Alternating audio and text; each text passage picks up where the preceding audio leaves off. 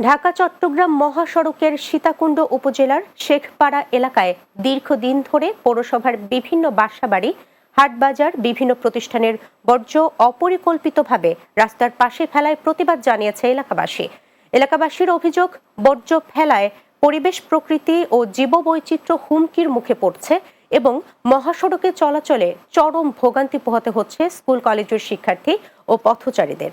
এ বিষয়ে সীতাকুণ্ড উপজেলা নির্বাহী অফিসার KM রফিকুল ইসলাম জানান, সমস্যা সমাধানে স্থানীয়দের সাথে আলোচনার মাধ্যমে বিকল্প ব্যবস্থা করা হবে। চট্টগ্রামের সন্দ্বীপে আন্তর্জাতিক দুর্নীতি বিরোধী দিবস পালিত হয়েছে। সোমবার সকালে একটি র্যালি উপজেলার প্রধান সড়ক প্রদক্ষিণ করে উপজেলা প্রাঙ্গণে গিয়ে শেষ হয়। পরে উপজেলা বেগম ফজিলাতুন্নেসা মুজিব কনফারেন্স হল রুমে আলোচনা সভা অনুষ্ঠিত হয়। অনুষ্ঠানের সভাপতিত্ব করেন উপজেলা দুর্নীতি দমন কমিশনের সভাপতি ডা ফজলুল করিম। প্রধান অতিথি ছিলেন উপজেলা নির্বাহী কর্মকর্তা রিগেন চাকমা।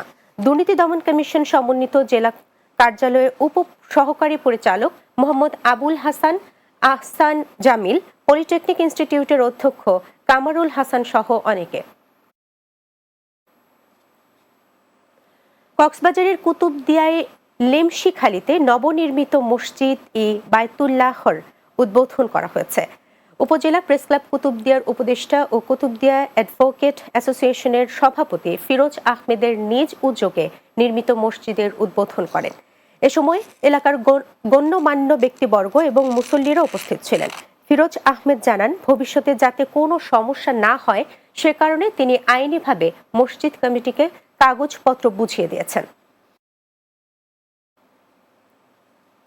চট্টগ্রামে বাংলাদেশ হ্যান্ডবল রেফারিজ অ্যাসোসিয়েশনের উদ্যোগে সরকারি শারীরিক শিক্ষা কলেজে হ্যান্ডবল রেফারিজ প্রশিক্ষণ কোর্স সম্পন্ন হয়েছে। সকালে কলেজ ক্যাম্পাসে সমাপনী অনুষ্ঠিত হয়। এতে বক্তব্য রাখেন চট্টগ্রাম জেলা ক্রীড়া সংস্থার সাবেক সহ সভাপতি মোহাম্মদ হাফিজুর রহমান, জাহিদুল করিম বাপ্পি শিকদার, কল্লোল দাস, নাসির উল্লাহ সহ অনেকে উপস্থিত ছিলেন। 4 দিন ব্যাপী হ্যান্ডবল রেফারিজ প্রশিক্ষণ কর্মসূচি শেষে সারা দেশ থেকে আগত প্রায় 70 জন প্রশিক্ষণার্থীদের মাঝে সনদপত্র বিতরণ করা হয়। শেষ করব দিনের বাংলা, যাবার আগে শিরোনামগুলো জানিয়ে দিচ্ছে আরো একবার। ঢাকায় বাংলাদেশ ভারত পররাষ্ট্র সচিব পর্যায়ে বৈঠক, রাজনৈতিক দূরত্ব